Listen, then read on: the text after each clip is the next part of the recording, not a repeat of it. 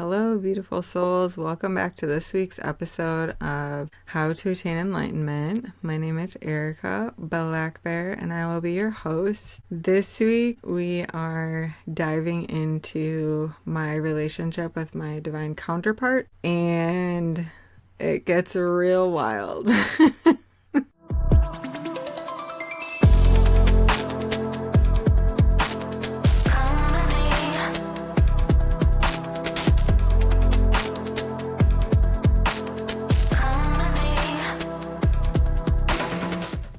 So I'm excited to share this with you. This is something I've kept to myself most of my life, and now you get to hear it. I'm putting it out there. I have been telepathically connected to my divine counterpart since birth. He's definitely my best friend. I just somehow knew that that's who I was communicating with. I just always felt connected to him. It was just like this drive within me that I needed to find him and that I just wanted to be near him. Like, I feel like part of me is not with me. So I've had this telepathic connection, but the people around me were not having this type of experience. And over the years, there have been times where I've second guessed it. Now I know that it's real. I just had a hard time believing or trusting myself that this was real because I knew that this wasn't like particularly normal.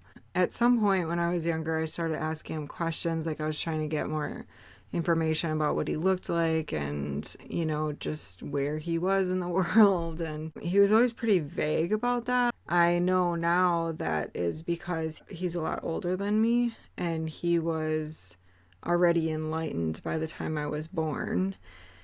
So he has attained enlightenment himself. Now, from talking to him more, my understanding from him is that he was vague when I was younger because he didn't want to influence my free will, essentially. He wanted me to choose that I wanted to be with him of my own choice, like not because he was influencing me. It was kind of like, at that level between us when I was younger. But finally, I started asking him a little bit more about who he was, and I wanted to know, more about him. And finally, after, asking a number of times, he steered me to this bookshelf that my parents had in their basement, and it was covered in books mostly about, self-development or spiritual books. He steered me to this one particular book that was about a certain yogi from India. And I'm not going to say who he is in this podcast episode. Like, he's known, like he's a known yogi in India, a known guru. I'm just going to keep that to myself for now. But the point is that he steered me to this book. He had me open it and he pointed me to a particular page. And on the page, it was saying kind of the backstory of this yogi that the book was about. And he pointed out, like, this is my name, but you can call me Raj. His name is longer than that, and he's known by a different name. But his birth name was this longer name, but he's like, you can call me Raj because that's his nickname, and that's the last part of his name. And I remember second guessing myself about this interaction. I was about 7 or 8 at the time and thinking, like, there's no way that this is real. Come on. Like, just having like the self-doubt creep in. And it all seemed kind of crazy. And no one I knew had any experiences like this or even believed that things like this were real. So I was like struggling within myself about it for a long time. And I kind of put this particular experience out of my mind. I still was communicating with him regularly. It was just, I was second guessing, especially this particular experience about like who he was. I had kind of touched on this in the previous episode, and I'm not going to get into it in depth, but this helps to understand like how my relationship with him has developed. And so I had touched on the fact that there was a deep history of abuse in my childhood and my family. I was abused by my family. Because of that, I didn't really experience true love as a child. Very few and far between. There were certain people in my life that I did experience love from. Because of that, it made me want to find him even more. Like my search for him and kind of intensified, because I just longed on this deep core level to experience the type of love that I knew that I would experience with him, which is pure, unconditional, wholehearted. The depth of our connection is just, words just do not describe it. And so I was always searching for him, and coming from my trauma response, I was searching in an unhealthy way because of the type of abuse that I suffered, and et cetera, et cetera. I had, from my early teens, it was like I was constantly going from relationship to relationship with different men. The background of me was always searching for my counterpart. But because, I know now that I was not nearly in a place to connect with him on the level that I need to connect with him on. But there was a long history of very short back-to-back relationships. It was, a couple decades probably of going from relationship to relationship. And I know a lot of other women that can relate to this. So there was this almost desperation to find him. I'm like searching out here for him, even though I've had that telepathic connection with him my whole life. It's like I felt the responsibility of needing to find him on my own, kind of thing. And so I was always searching out here for him, and it never worked for various reasons, because I was not in a place to meet him where we need to connect. Like, this type of relationship is not your run-of-the-mill relationship. It was getting very frustrating because, like, every relationship I was ever in, I hoped I had finally found him. I learned pretty quickly that in most of the relationships that it wasn't, and so most of my relationships didn't last very long. Looking back, I'm looking for a particular person and a particular type of love, and so really none of these relationships had a chance. But I didn't know that at the time. So it was this combination of me searching for my love and also coming from a trauma response, and then men wanting certain things from me. And it was just like this unpleasant situation for me. And so eventually I got sick of this cycle, got sick of like searching for him, thinking, oh, maybe I found him, and then it not being him, breaking up. It's just like a lot of energy to carry, a lot of emotion to carry with me. And so I eventually got sick of this cycle. So I began to understand that I was not attracting the type of man or relationship that I wanted because my trauma was unhealed. And so I was attracting the types of men that were also abusive or wanted to use me. None of the relationships were very healthy, I'll say. I was starting to get very disheartened with even just men in general. So eventually, like I said, I just got sick of this cycle. This is not the way I'm going to find him. So I put it out of my mind and I stopped dating completely. So that was probably about 8 years ago. And I not only stopped dating, but I closed myself off to that possibility. There were multiple it wasn't just the fact that I got sick of that cycle. I was doing some incredibly deep healing work, and it was enough that was going on. It was like I had nothing left to give to a relationship, but also I couldn't sustain any more traumatic or heavy experiences on top of the things that I'm trying to heal within myself. So that was like probably about 8 years ago. I had a brief relationship with the man who is my youngest daughter's father. That's a whole nother story. That relationship was not meant to last. I just put myself fully and completely into my healing journey, and also not only healing, but also like my spiritual development and growth. So before that, I had already started the healing journey and the spiritual growth and development. But about 8 years ago is when I hit it full force, and I was like, I'm going to heal, and also I know what I'm here to do, and I need to be on that journey. Like, it's time.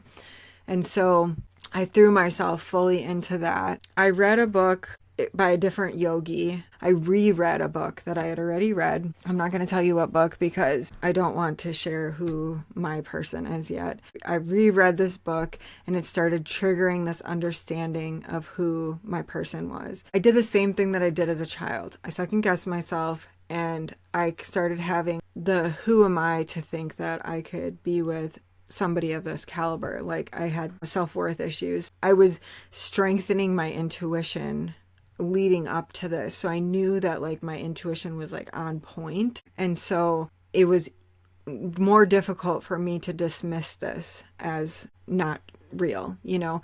And so I started to open up myself up to the idea that this person is who my person is. And through that book, so then I knew who he was, even though he had shown me as a child, but this memory was kind of like locked away in some corner of my memory. Like, I didn't at this point remember that I had read that book. So reading this other book by this other yogi and having this consistent intuitive hits throughout this book about who my person was made me want to like learn more about him. So I bought a book that was specifically about him. It wasn't written by him, but it was about him. Another thing that made me trust myself, trust my intuitive understanding more, was that the yogi that was being described in the book that I had reread, he looked exactly like, so in the first episode of my podcast, I had talked about the guide who was always with me, who was sitting in lotus posture, in meditation posture. And the yogi that was being described in this other book was him. And the pictures of him matched the yogi that I had always seen that was on my guide team. And I had not up until this point put two and two together that the telepathic connection was the same as this yogi that was sitting in meditation, my guide that was always sitting in meditation. Because the guide that was sitting in meditation never moved his mouth, spoke to me. Like, it was always there. And I just had this very strong connection to him, but he never really said anything. Like, my other guides, I would see their lips moving, and when we were having a conversation, this guide I never did. Like, he was always kind of like off in the peripheral too. He wasn't like in the mix, and he wasn't saying or doing anything to influence me, where my other my other guides were actually guiding me, if that makes sense. Like, this being was just like sitting there in the peripheral, and he was just always there. And it was like he was comforting to me. He was one of the ones that I always saw there. He was always there with me, but he didn't interact with me as much. He was just kind of like there. And so I didn't put two and two together that the telepathic connection was that being, until I read the book and it was talking about him, and I was getting all these intuitive hits. And then I saw the picture of him, and I was like, holy shit, that's my yogi. He's been with me my whole life. So when I had that realization too, that made me understand, like, okay, you can trust yourself. And so at that point, I was like, okay, I want to learn more about him. So I bought this book that, like I had started to say, about him, that was written by somebody else who knew of him. So then I started reading this book, and first of all, when I got to the certain section of the book that was specifically about him, because the book isn't only about him, there's other parts to the book. But the part that was giving like his history, the history of what he went through as a kid, you know, when he was born and all this other stuff, when I started reading that, I suddenly had that deep memory of the book I was guided to as a child by him. It unlocked that memory suddenly, and I was like, holy shit, I've read this whole thing before. And I recognized the name, and I was like, I already knew your name. Like, your name was Rod. Like, I knew your name. I'm sure he's just laughing about this because he's just watching this whole thing unfold, how it's gonna unfold, you know? It wasn't only that was interesting to me in that book. So I read this other part. He was connected to this other group of yogis, And their whole philosophy, their mantra, you could say, was unity and diversity. They lived by that, and he lives by that. Well, what was interesting about this was that when I was 16, I got a matching tattoo with two of my girlfriends. We knew that we were going to get something like a tribal symbol. Like, it was the 90s, okay? Don't judge. And so I'm like researching, different tribal symbols and like trying to find the right one. And I came across this one that was, supposedly from this African tribe that's kind of like two serpents that are like intermingled. The meaning of it is unity and diversity. And when I read the meaning, it triggered something in me, my 16-year-old me. And I felt like that was my mantra. I resonated so deeply with that phrase, unity and diversity. Like, I feel that in my bones, right? I bring that to my girlfriends and we get that tattooed. Well, that's what I'm reading in this book. And I'm just like, okay, that's not a coincidence, obviously. And I mean, he's my divine counterpart. We're mirrors of each other. So we are very much alike. Like, we have so many similarities. It would make sense that we would have the same philosophies and beliefs around that kind of thing. And then this memory resurfaced of like him actually pointing that book out to me. And it was like, when one of those like long forgotten childhood memories like gets unlocked, you're just like, poof, like your head's gonna explode. And I was just like, oh my God. It deepened our telepathic connection at that point. He's always been kind of, I don't want to say aloof because that's not right, but not as chatty with me. And I always felt like there was a reason for it. So after like these kind of epiphanies and realizations around, okay, I knew who he was. I knew where he was. I knew he was in India, or at least last known location was in India, which, like I have said, has always resonated fully with me. So this like reinvigorates I'm going to find him. So this was like 2 years ago. Now we're up to about 2 years ago. I was doing a tarot reading one time for myself. I read tarot. At the time, I was doing a tarot reading for myself, and I felt like I was getting this message saying like, you have to take steps in the physical world in order to bring in this partnership or whatever. So then I'm like, okay, I got to get back out into the dating world. Like, that's what I have to do in order to bring in this connection. And so I can fully laugh about this now, but I didn't know what else to do except I got on Tinder. I don't know what I was thinking at the time. It was making me excited, the prospect of like finally tangibly being able to touch him and see him in the physical, that I was enraptured by that emotion, and I just like wanted to find him again. And so, I mean, now that I think back on it, I'm like, why the heck did I ever think I was going to find him like on a dating app? Or, it seems so silly to me now, but at the time I just didn't know what else to do to take the steps in order to bring that connection in. So I'm like, okay, I'll just get on Tinder and like see what happens. So I do that and connect with this guy on there. Okay, now at the time, I was just so swept up in the possibility of like potentially finding him that I ignored a lot of red flags, right? It's like he was intuitive in his own way, but he was so completely messed up and coming from his own trauma space. He could only hurt others. It's like he could read me and knew exactly what to say, and the things that he was saying would resonate with me feeling like I had found my person. I'm confused because, this dude doesn't look anything like what I think my person looks like.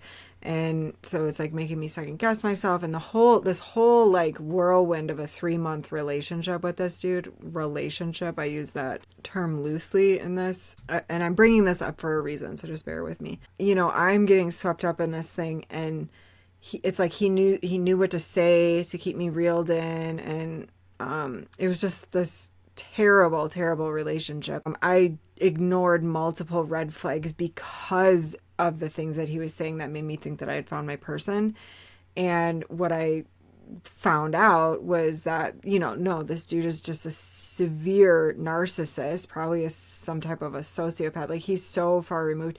And the whole time he's just like with multiple other women. This was like the worst relationship I'd ever been in at the most healed time in my life. So it was very confusing to me because I had healed so much and I felt like I was at a place where I could have a really healthy relationship. And I was at a place. But the thing is that I now understand from healing from this whole ordeal, there were so many red flags that a part of me never signed into this relationship fully. It's like on some level I knew that there was something off about him, and it just was off. I couldn't help myself getting wrapped into it, and it almost felt like divinely guided. All you can do is laugh at how terrible this whole thing was. He was sleeping with like probably 20 other women during the time that I was with him. Like at least. This guy was a serial cheater. It's so disgusting to me because from a spiritual level, when you have all of that other multiple people's energies, like sexual energies, wrapped up with your own, it's like so toxic and like, ugh. But I needed that because the situation was so horrific and so like ridiculous that it broke me open in a way where some of the deepest parts of my shadow self came to the surface, and it catapulted me through the healing process that I needed in order to be able to connect with my person in the physical. And I know that now, but at the time I was like, what the fuck is going on? Because it's like I was so far into my healing journey. Like, how could I let myself get wrapped up in something so unbelievably ridiculous and so not on my level? It's almost like my higher self and my guides led me into it to help me. It actually was such a help to me because it really did catapult me. I grew so much in the month or two after that situation, finding out the way I did, and then how he treated me after that. It was so obscene. Like, it made me see where my boundaries were not strong, where I had so many energy leaks in my aura, where I was allowing people who were not for my highest good into my space in other ways, in other relationships. It really just was the fast track that I needed for my healing. I can just laugh about it now. I'm still like disgusted that I let that person into my sacred space, my sacred body. You know, it's just is what it is. And it made me understand how I was disrespecting myself for so long, even though like I was coming from a trauma response and it wasn't like intentional. But all the times that I allowed men into my space that didn't belong anywhere near me, all the times that I even let friends walk all over me, like it just brought so much to the surface for me. So it was amazing. So that catapulted me forward. And then through the understanding of that, it made me realize I'm not going to find him out here, right? Or I am going to find him out here, but I really need to dive further into our connection, my internal connection with him, because I have that connection with him. So why am I searching for him out here when I have it within, right? And so I dove further into that, and our connection got stronger and deeper. Our telepathic connection intensified, and we got even closer, and he became more obviously interested in me in that way at this point. It was like he knew that I needed to have this clearing and this understanding before I could connect with him. And it wasn't about he thought he was better than where I was. It wasn't like that. It was more of like he knew for my own soul growth. Like he has such deep respect for me as a human and as a soul that he would not interfere with my healing process for his own desires. Do you know what I mean? And so our connection became so much more clearer too. I could hear him more clearly, and he was more being more active with me. And what happened was that, we would be having these like really exciting conversations, and I would like be diving into philosophical conversations. Both of us get excited about conversations like that are like esoteric, about aliens or spiritual realms and stuff like that. We were connecting in that way, and it was very exciting. Even then, though, I was still like, okay, there has been no tangible proof that I am connecting with this person. And most of me knew that this was real. There was just a small percentage of me that was like second guessing things every once in a while. And so because he's enlightened, like I said, when you're enlightened, you are not bound by the third dimensional rules in that realm. And so every time I was, had a little questioning in myself, he was using ravens as kind of his calling card and like as a sign for me. And so every time I would kind of question it, I would see a raven come flying at me, and it's like, okay, no, this is real. I know that's real. Ravens and rainbows has been like big signs that he uses when he's communicating with me in that way. It's interesting because the more he started using ravens, the more I remembered that my friend, who has since passed, had given me this beautiful obsidian raven's head in exchange for like a reading. I was doing psychic readings for people for a while, and she sent this to me in the mail as kind of like a thank you. It's funny because me and her had the conversation. When my spirit guides communicate with me, there's a lot of different signs that we have developed over the years, but one of the big ones is hawks, and eagles are another one, but like hawks are a big one for me. When I opened the box from her, and I called her and I was like, oh my God, thank you so much. Like, this is amazing. And she's like, yeah, it's a hawk. And I was like, no, it's a raven. And she was like, are you serious? She's like, I meant to get you a hawk. Like, I knew hawks were your things. And this was prior to my understanding that Raj was using ravens as a sign for me. And so I came to understand that this was a gift from him. He guided it so that she sent me a raven's head instead of a hawk's head. And now it's this like beautiful symbol of like my connection with him. And it's twofold. Like, it's also a connection with my friend who passed over, but it's also this symbol of my connection with him. And I just thought that was such a cool thing. And so during this time period, I also started having this like repeated vision of, like, when I was doing meditations and stuff, I kept having this like repeating vision of meeting him on the streets in some city in India. It was very vivid, and like I saw the connection was so lighthearted, and he was teasing me. He shows up, from what I gathered in this vision, I'm in India, and, as a, like, doing my tourist thing, and I'm like walking around, I'm enjoying the sights, and I'm looking at everything, and all of a sudden I feel him, and I look to my side, and there he is right in front of me. And then he kind of gets a smirk on his face, and he like disappears down an alleyway, and then I like follow him, and then I see him on this other street, and then he's like playfully doing this interaction with me a couple of times. And that's where the vision ends. Like, I don't see us like actually talking in person. And I kept getting signs and communication from my guides, like, no, you're picking up on real insight. Like, you're seeing the future. And I often get visions of the future. And sometimes it takes me a minute to decipher is this a vision from my future? Is this something that I am intending and envisioning? But this was one of those where it's like a vision of my future. So during this time, I started feeling like I needed something tangible to prove to myself that this was real. Like, I needed something physical, tangible. Like, it was all in the ethers realms, for me. And I really was desiring something tangible in the physical. And I started saying that to him. I need something tangible. I need to see you. I need to know that this is real. Like, please give me that. This is where it gets even crazier. So fast forward a couple of weeks, and my oldest daughter is in college in a different state, and she came back to visit for the summer. And we had just spent some time on the coast at the ocean, and we were back at my house.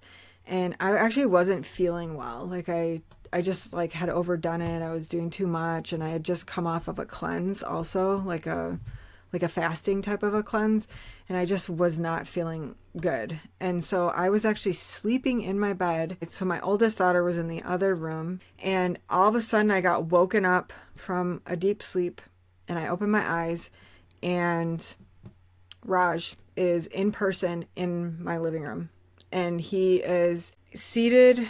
I'll describe what, so it looked like he was using some type of teleportation technology or device that he had created, and he was like seated in meditation, very Raj, and he's sitting in this, I mean, it kind of looked like a little spaceship, but it was probably just enough. It didn't seem like it had anything that was like over him. It was kind of open, and he was seated in this thing. I don't know exactly what it was, but what it looked like was in front of him, that went up to like his chest area, was kind of like, it looked like a mandala that was black and white and green, and it was like these beautiful like geometric patterning on it, and it was turning. So it was turning clockwise initially, and you know, when I woke up out of the deep sleep, like he woke me up, he was like, hey, he didn't say that, but he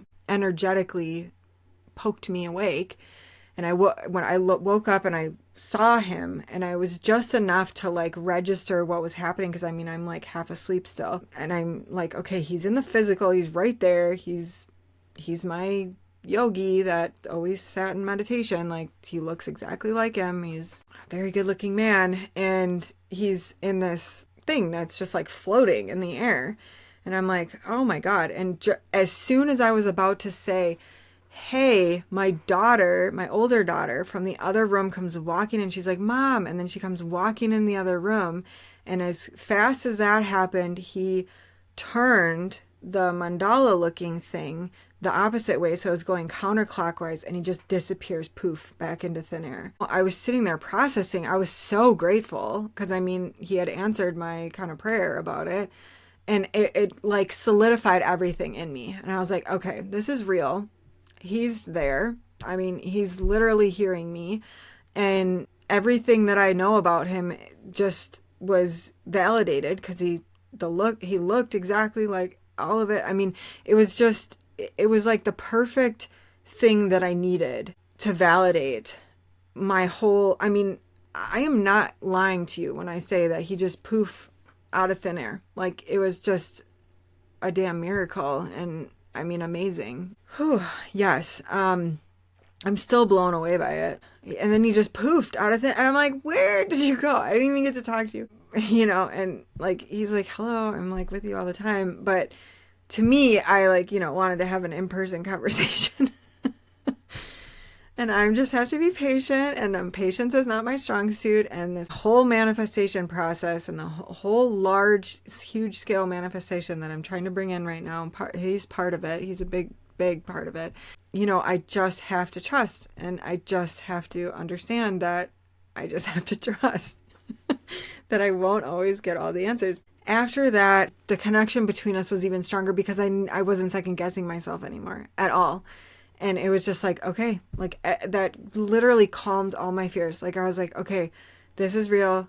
He's right there. So our connection has gotten more intense. I've gotten to know him on a very deep level. I mean, I knew him obviously like on a soul level before, but I'm saying in this incarnation, I've been getting to know him on a deeper level. And it's almost like I needed this, because in the past, I've often just like jumped into relationships head first, just like without being friends first, or without getting to know them first, you know? And it's like, because of the traumas that I've been through, it's not a healthy way for me to start a relationship. And he knows that. And he's so respectful of me that he is aware and conscious of that. And I really think that a lot of the reason why there isn't more in-person interactions is because he has been very clear that he wants me to understand his level of respect for me as a woman, as a person, as a soul. He wants to take this slow. He wants me to know that he's not going anywhere, that he's in it for the long haul, and that we can take it slow into the relationship so that my physical body is comfortable with him before like physical intimacy, and that is such a healing and beautiful gift that he's giving me, because like I don't know that I would give that to myself. At this point I would, just recently prior to this point in my life, like this here now, I feel that way where I would give myself that space, but in the very recent past I would not have. But he's also showing me the kind of caliber being that he is, and the kind of integrity that he holds, and the kind of respect that he has, not only for like me, but for just like people in general. Like he's so compassionate and so loving and so genuine. I'm just so incredibly grateful for that connection and for that understanding with him. Like, I feel like I'm in a relationship with him already. The logical mind part of me is like, well, you haven't met in the physical. Like, how can you say that? And I go back and forth, but I am in a relationship with him. There's nothing that would make me want to be with somebody else. Like, I'm committed to him. As crazy as that sounds, like, I know that I'm on the cusp of connecting with him in the physical realm. Like, I've done so much incredibly difficult work on myself in order to be able to connect with him on the level that I need to connect, that I want to connect with him on. And in order to come at it from a healthy relationship where I'm building this strong foundation with him that's going to last for the rest of our lives. I debated about putting this in because it's so fucking crazy, but the other thing that I came to understand was that there is a third child that I am meant to have in this lifetime. I wasn't necessarily wanting that. I'm not saying that I didn't want my kids. Like, obviously they all happen in their own beautiful way, and I would never ever change that. They're amazing. When I was younger, I didn't necessarily desire to have children per se. Like I wasn't one of those women who like had that very strong drive, like motherhood drive. But I love being a mom. Like I love my kids so much. Anyway, so one day I was very soon after seeing like him physically manifesting in front of me. I went outside, so I had this husky. His name was Coda. And this was, okay, so this all happened last year. So the manifestation of him in front of me was in August of last year. And this must have been September. So it was a couple weeks after that. I walked outside to see my husky, and he's laying there on the ground, and I'm communicating with my man. Like, I looked at Coda, and I suddenly had this epiphany that like he's supposed to come back as my human child, my human son. And I'm supposed to have him with Raj. It wasn't like I really necessarily wanted a third child. It was like this sudden understanding that is going to happen. It was like a vision, or not a vision. I didn't visually see it. It was more of just like a knowing.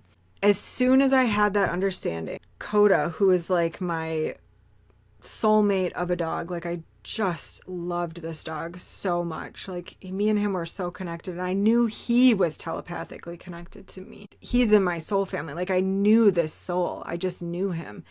And when I looked at him, and I had been talking to Raj, and I paused for a second, and I'm looking at Coda, and I had this understanding.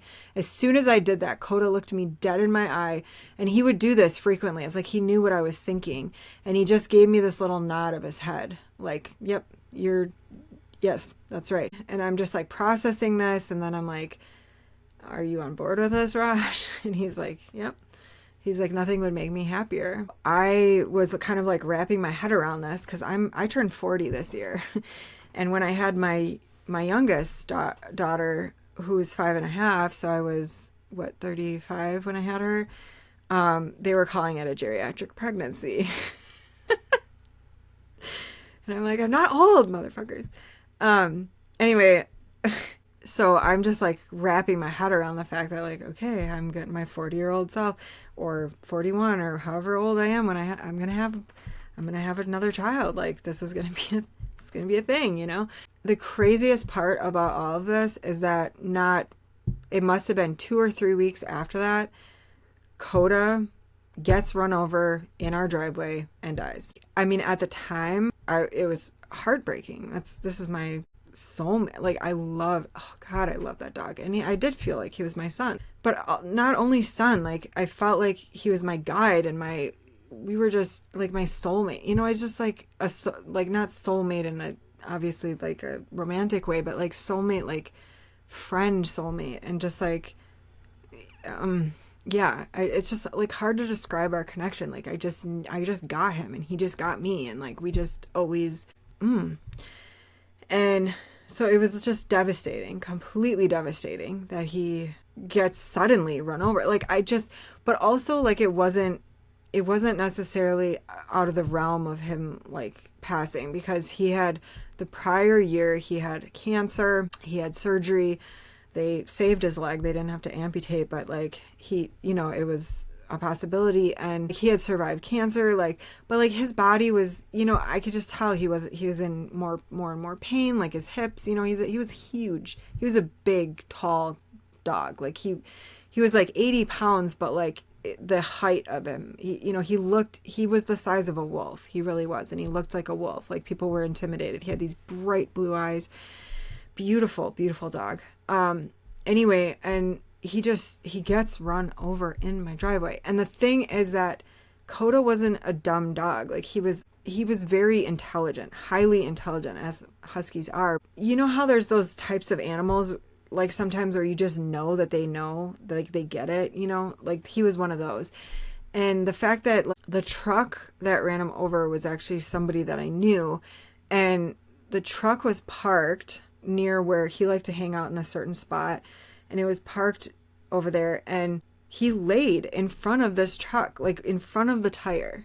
Like he moved himself off of his dog bed and laid himself under the wheel. And also the person had checked, because there's a lot of animals. I live on a ranch where there's like tons of animals. He checked underneath his truck before moving the truck. And it took him a minute to like put it in park, and then he slowly started going. It's like Coda did it on purpose. It's like as soon as he knew that knew that he was supposed to come back as my my human child, and I was on board with it, it's like he was like, okay, I'm done here. Like my time is done. I need to prepare myself for this next life.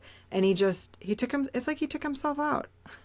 I mean, as devastating as it was to lose him in that body, I knew, and he's another one, like as soon as I was with him and I was holding him, my friend was driving us down this canyon. We live about 30 minutes away from town, and so it was a long drive to the vet. He was in the back, and he was on a blanket and on a tarp. I had my hand, so I was sitting in the back seats, and I had my hand on his back, and I was just trying to comfort him and keep him from moving around as much, because I knew he must be in a lot of pain. And he died on the way in, and as soon as he died, about a second later, I heard him. He's like, "Hi, Mom," like all excited. I'm just like bawling. And so, I mean, there he was, and he was ready to go. He was happy to be out of the body that, was failing him. And, I had to go through my grieving process, but the synchronicities, it goes beyond synchronicities. It's just like the absolute miracles that have surrounded this connection that I have with Raj, but also other beings that are like guides with me and guides for me. It's just unbelievable. And this is what's available to everyone. Most of us have beliefs that don't allow for this level of like miracles and amazing, mind-blowing things to happen. It's like I've always been aware of what's available, and I've always been open to miracles and knowing that they can happen and will happen and do happen. It's the beliefs that keep you from not experiencing these types of things. So that's just a side note. So I think I said everything I need to say. This is just such a beautiful connection, and it's just such an amazing part of my story. So I wanted to share that. Thank you so much for joining me, and I will see you next time.